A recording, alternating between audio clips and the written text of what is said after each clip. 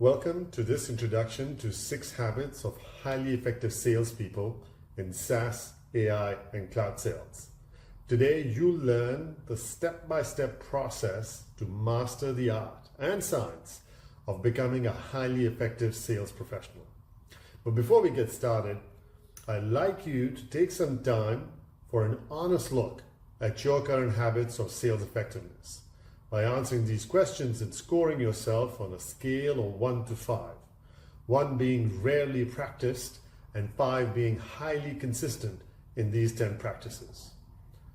Now, the results of this self-assessment are not for anyone but yourself. So you can pause the video and take your time to think through where you are on the scale of sales effectiveness, or go through them with me one by one. For instance, are you highly consistent in uncovering your clients' challenges during discovery calls?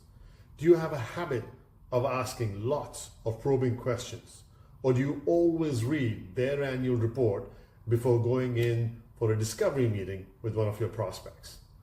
If you practice these habits consistently, then give yourself a score of 5.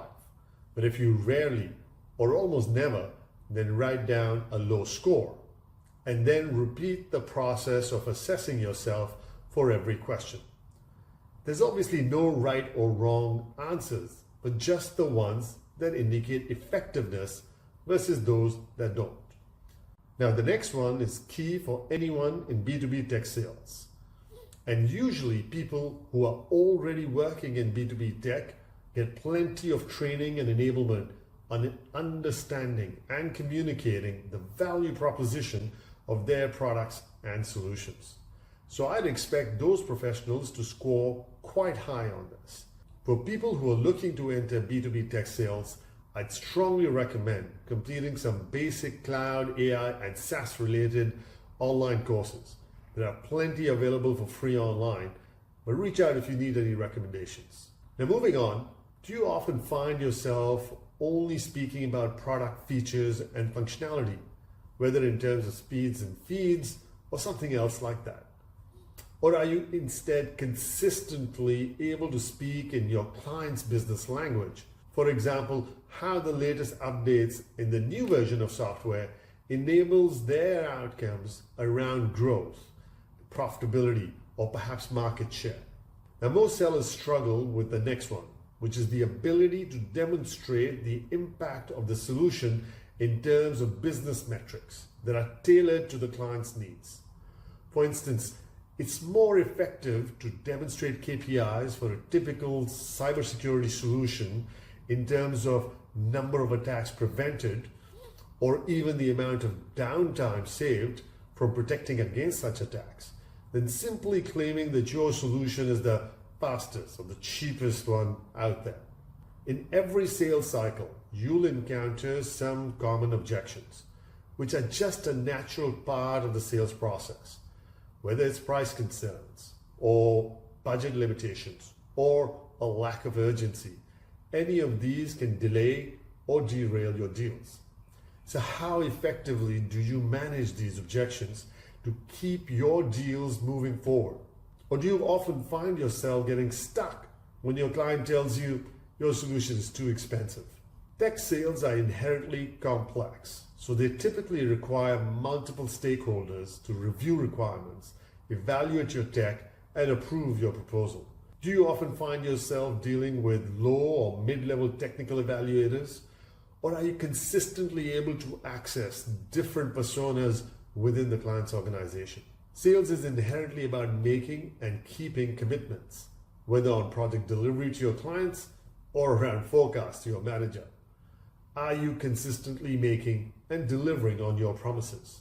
A lot of salespeople are extremely good at finding and winning new business, while others are more effective in building long-term relationships by doing the right things well for their clients. So when the client grows, so too does their business, because of the trust that you've built with them. Sales is a lifelong journey, and along the way, you have to deal with many rejections and setbacks. Do you move quickly to the next opportunity in your funnel, but you often find yourself seeking feedback on ways to improve your results. Finally, sales mastery comes from frequently learning and enabling yourself on one or more of the areas we've assessed today. And if you've made it this far in the video, then you've done well. By answering these questions and scoring somewhere between 30 and 40, you'll know that you have some good habits of sales effectiveness that can be further enhanced with more coaching and practice to be consistent. Whereas anything below means that you really have to commit to learning and implementing some new practices to help you bridge the gap. Obviously, if you scored a perfect 50, then what are you doing watching this video? You should be out there selling. So given the goal of sales is to effectively prosecute a sales engagement for a positive outcome, the 6 habits are a framework that have proven to help sales professionals become highly effective in cloud, AI, and SaaS sales. Habit 1 is all about sharpening your discovery skills so you can immerse yourself in understanding the deepest needs and challenges of your clients' personas, the problems that their products solve, and the lives that they impact. In Habit 2, we'll look at how to build and communicate a bold vision for your client's technology-driven transformation that is compelling and credible. For Habit 3, we'll practice how to identify, tailor, and demonstrate the impact of your solution in ways that are measurable and meaningful to your clients. In Habit 4, I'll ask you to assess yourself on your tech savviness, as well as go through some common scenarios and examples to build your familiarity and confidence with tech jargon, as well as some tips and techniques to manage technical objections. Habit 5 is all about getting to a yes by becoming proficient in managing internal and external stakeholders, using some useful relationship management tools, and working through some examples. Habit 6 is really about an attitude towards success that is based on making and keeping commitments, which we call a high say-do ratio, meaning you say what you will do and do what you say. Now in the next video, we'll unpack each of these habits and work through some examples together. So be sure to like and subscribe so you can enjoy more videos from Sales Enablers.